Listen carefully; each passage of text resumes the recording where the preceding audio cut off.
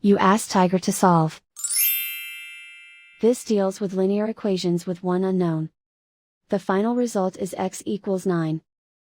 Let's solve it step by step. Simplify the expression. Expand the parentheses.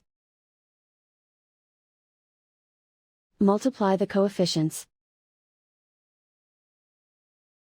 Simplify the arithmetic.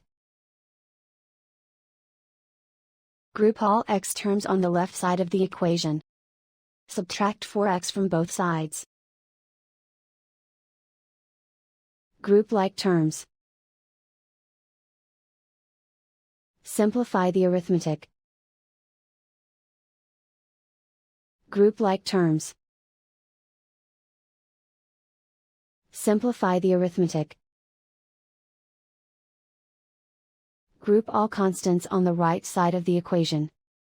Subtract 21 from both sides. Simplify the arithmetic.